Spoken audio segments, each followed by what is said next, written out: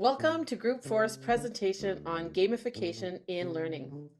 Our group started by sharing our individual interests to see if we could find a common subject to explore. This led us to look at learning management systems and gamification. We started with the following question. Is gamified learning disrupting education within elementary school grades K to 6? However, we found the research was limited for this market and instead primarily showcased post-secondary education. We then changed our direction to consider if gamified learning was a disruptive force in the classroom. Through conversation and feedback, it became evident what we needed to research. What defines disruptive technologies? In terms of what we will present today, we will first delve into the history of gamification. Then we will present our purpose statement and research, which will lead us to an exploration of theoretical lenses. Next, we will consider challenges involved in gamification. We then will provide an overview of the Octalysis framework. And finally, we will wrap up with recommendations and conclusions. Let's start with the history. Is gamification a new concept? No, it's not. The concept of gamification first emerged in the early 1890s, collecting stamps in exchange for a gift or badges earned to demonstrate achievements. In 1912, Cracker Jack started adding prizes to their popcorn boxes. Then, in 1980, we started to see the first academic and commercial books published on this topic. The consulting firm Conunda was established in 2003. Then in 2007, Bunchball was the first gamification platform. However, it really wasn't until 2008 that gamification was first used in the digital media industry. According to Detterding, in the latter half of 2010, it gained mainstream attention. Finally, we see the first gamification summit occur in the US in 2011. In considering our purpose statement, we used a systematic research approach to explore whether gamification is disruptive to education. This was examined through the lenses of behaviorism and self-determination theory. To evaluate which theory is most effective, we examined 3 research questions. First, what types of gamification have been implemented in the research? Second, what are the challenges of implementing gamification within education? And finally, is there a holistic approach that guides the use of gamification in education? Let's watch this video clip. Over the last few years, there's been a trend with gamification to add points, badges, levels or leaderboards as a way to gamify a product. This has become known as the gamification blueprint, and it relies heavily on rewards and competition to motivate players. These elements are fairly easy to add to existing systems. You simply need a way of identifying a particular behavior that you want to encourage, and then you can reward users when they complete it with points or a badge. However, if we're focusing too much on rewards to gamify our systems, then we may run into some trouble. This is because there is a lot more to good gamification than just points, badges, and leaderboards. When we focus on just using rewards to encourage users, we're relying on using extrinsic motivation. We're extrinsically motivated when we perform an activity in order to attain a desired outcome or to avoid a negative one. Think carrot and stick. This kind of motivation can work incredibly well to motivate us in some contexts. However, research suggests that the value of rewards diminish over time. So, a bigger and bigger reward is needed to keep us motivated.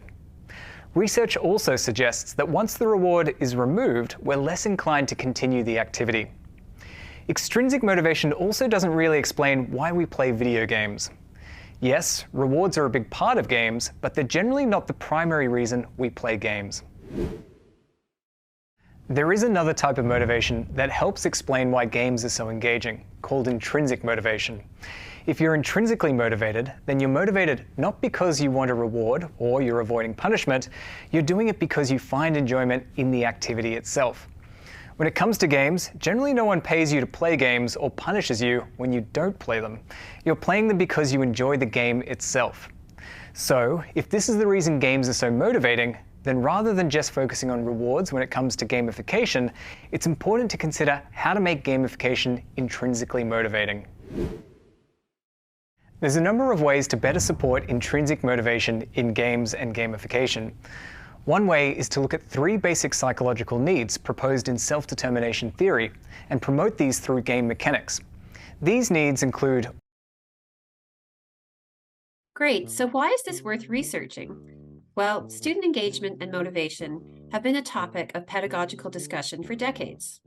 Traditional approaches to teaching, in which students are passive recipients of information, have needed to be more effective in keeping all learners engaged. Therefore, we wanted to investigate how to make learning more exciting, motivating, and fun. Gamification addresses the issue of engagement by employing game-like elements in educational practices by rewarding the user as motivation. We discovered that gamification has the potential to become a disruptive force in education when a holistic approach is used in the design process. For our method, we'll examine several research databases, mainly ERIC, PsycInfo, Web of Science, narrowed it down to 52 articles by further filtering criteria using keywords gamification, game-based learning, motivation, intrinsic, extrinsic, disruptive technology, primary and elementary school. We then created our data set and further systematically separated 32 articles, which we will be using for our presentation. And there was 3 prevalent ideas that came out of that. Those ideas were motivation, theory focusing on self-determination and behaviorism, and challenges of gamification. As you can see from our research, 25% of the articles there stated that gamification design allow for intrinsic motivation instead of a rewards base through a leaderboard. 75% of those articles examine gamification from a behavioral lens, using game design elements such as rewards, leaderboard, and progression bars. Further, 25% of the articles also looked at self-determination theory, and a further 10% gives us some recommendation for use within the classroom and those challenges of gamification. Now let's move to theories and frameworks. The first guiding theory we explored was behaviorism. Human behavior cannot be understood without considering motivation. Behaviorists like B.F. Skinner argue that learning occurs when associations are made between outcomes and behaviors. That is, people generally behave in ways that lead to positive outcomes and avoid behaviors that result in consequences. So what does this mean in gamification? Integrating game-like elements such as points, badges, and leaderboards in classroom learning is one method of extrinsically motivating students. These are examples of positive reinforcement, something being added to increase the likelihood of a behavior. Now, you can also remove an aversive stimulus to increase in a behavior. For example, a game might be designed so that an animal is chasing a player and the only way to escape is by completing a mission. So this reward and punishment system may motivate some learners. However, there is a compelling body of evidence to suggest that games modeled on this outdated approach don't actually help students learn and grow from their mistakes and failures. Also, using a behaviorist approach completely overlooks covert cognitive processes and the intrinsic motivations and needs. Dieter Ding, a well-renowned expert in gamification, talks about the negative consequences of a reward system. So when students don't obtain the desired outcome or goal or reward, it can lead to negative internalization such as doubts and self-blame. So what this means is that using principles of behaviorism in gamification can sometimes have the opposite effect and lead to negative emotions. Next, we're going to be discussing the way in which gamification aligns with self-determination theory. So, self-determination theory suggests that all humans have 3 basic psychological needs: autonomy, competence, and relatedness, and that all of these underlie growth and development as part of the learning process. Autonomy referring to the feeling that one has choice and is willingly endorsing the behavior that is happening. The opposite experience is feeling compelled or controlled in one's behavior or in a classroom. The social environment, such as family, friends, coworkers, etc., can also promote, or they can get in the way of people striving by the extent to which they support this person's basic psychological needs. So when we think about autonomy, it's supported by attempting to grasp and acknowledge the person's wishes being part of that learning process, their preferences, their perspectives, and understanding their point of view within the process. Supporting someone's autonomy also means refraining from trying to control or pressure them to act a certain way or to produce a product that will look or appear the same as others. When we look at competence, it's supported by providing the person with optimal challenges and opportunities. specific goals that are challenging enough but not overwhelming for that individual, encouraging their sense of initiation, and providing structure, for example, and all of this with the purpose to mobilize and organize behavior and to provide relevant feedback. And finally, for relatedness, we're thinking about supporting when others are involved and showing an interest in this person's activities, being able to see that connectedness to what they're learning and the goals that they have either set for themselves or that have been set within the conditions of a classroom. So, when these needs are optimally supported, evidence suggests that people are more autonomous in their behaviors, are more likely to persist at these, and feel better overall and achieve more success long term. So, within this perspective, we know the impacts of gamification are: one, humans are intrinsically motivated. And according to self-determination theory, learning is fundamental as part of people's inner motivation to want to grow and learn. Secondly, one's ability to have this sense of autonomy allows them to see the relatedness and competence building that is important within that learning process, the engagement, but it also allows for a sense of autonomy, relatedness, and competence within that classroom setting. However, the cautionary tale here is that it can negatively consequence the reward system. So when we're looking at when pupils don't get that intended reward. So if you're doing a gamification activity where two teams are earning points, one team is the losing team, this can actually have the opposite effect that gamification is trying to support in education. It can create feelings of self-doubt, self-blame, negative emotions. So educators just really need to be mindful of the purpose when considering when to use gamification and how best to implement it within an educational context. Within our research, we talked about how experience leads to motivation.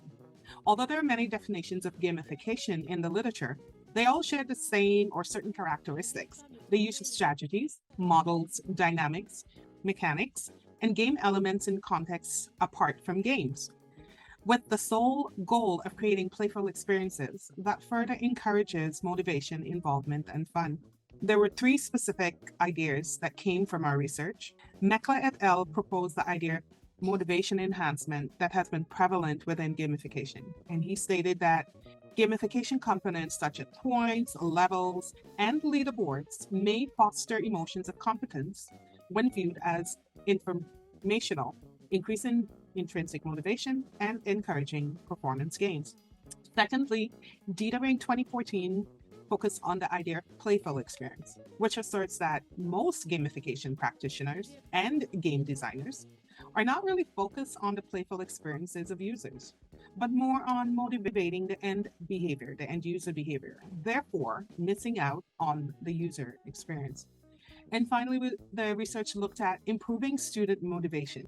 And Parkin came 2021 further concluded that findings that gamified online learning initiative improves student motivation, self-efficacy, self-determination, career motivation, and grade motivation, while also aiding in their comprehension of academic material.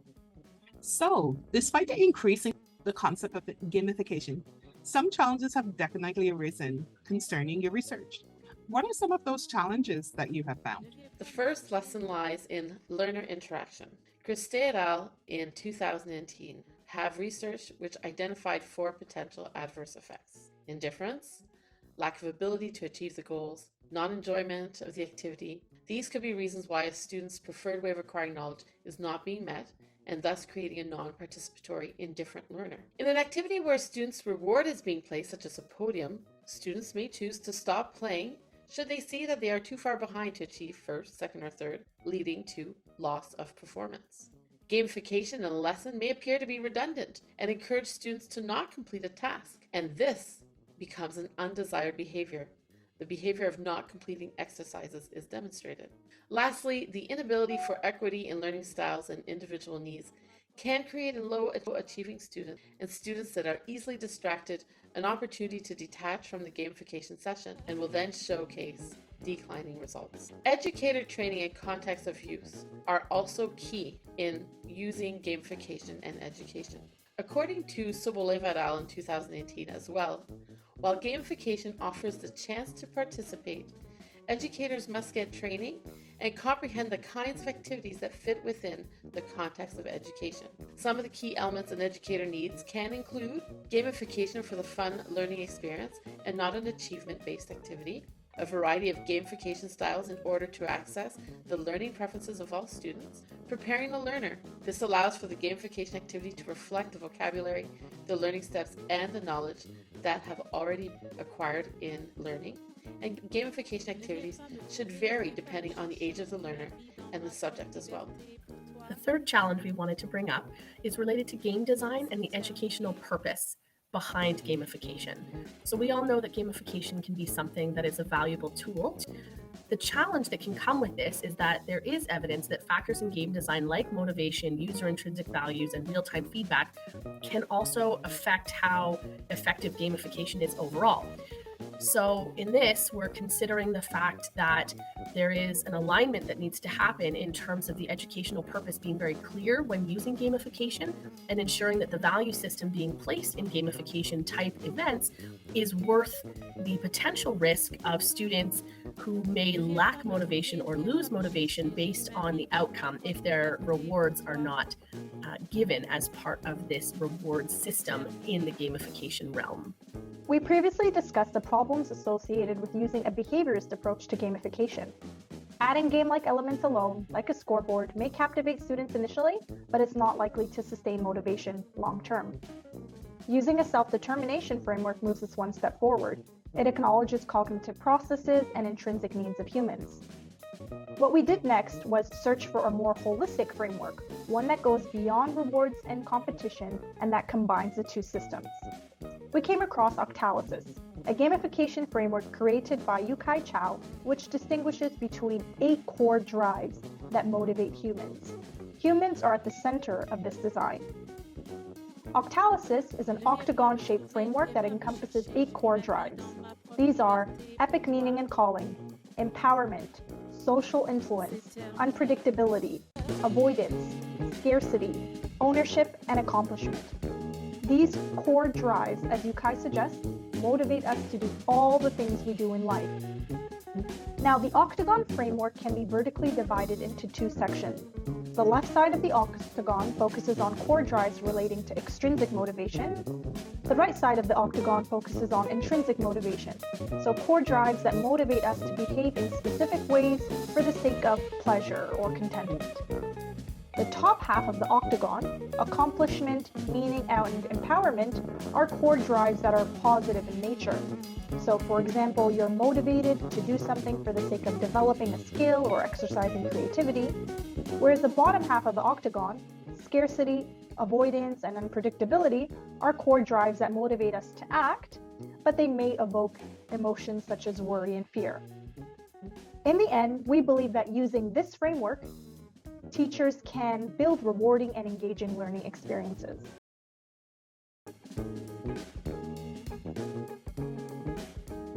Recommendations. The first, rethink the scope, how people interact with the game and how it is played. What is the goal of gamification? Moving away from looking at the patterns and mechanics of game design to motivate desired end, user behaviors instead of a focus on experience. Rethinking gameful experience moves away from game design, not focusing solely on behaviorist theory. Most of the literature on gamification design asserts that a single game design element generates a single type of activity. Rethinking the design points, reward achievement, and leadership board approach, creating gamification experiences to evaluate target activities, participate in experiential prototyping. Rethinking the ethics of gamification. Designed for gamification is manipulation, exploitation, and cohesion. Dieterning 2014, design should prioritize being morally righteous, upbeat, and treating each user fairly. Rethink the purpose of gamification, focus on the user's needs. Will it contribute to the user's motivation to engage? In concluding, we can definitely say that gamification promotes student engagement and learning, but its design, intent, and implementation greatly impact how well it works. Dithering proposed a significant question from the research. What if incentives were employed to keep students interested in the course material in a gamified learning environment? The idea is that one loses autonomy when one acts before receiving a reward, and their motivation is suffered if they don't get the benefit. So therefore, to improve student learning and increase student engagement, we contend that gamification, self-determinism for rhythm, is more accurate to human experience than behaviorism. Hence, it is fair to say that behaviorism is a simplistic approach that is unlikely to lead to motivation, whereas self-determinism approach allows students to be engaged through intrinsic motivation. Overall, the research has shown us that gamification has the potential to be disruptive technology, but adopting a holistic approach, such as comprehending the concept of autolysis, it does not replace present technology, but rather enhances educational programs. This study demonstrates that with sound gamification principles and an emphasis on what actually spurs fun and activity, it is therefore possible to picture a time when there is no distinction between what people must do and what they want to accomplish. As a result, educators, game designers should place more emphasis on human-focused design than function-focused design.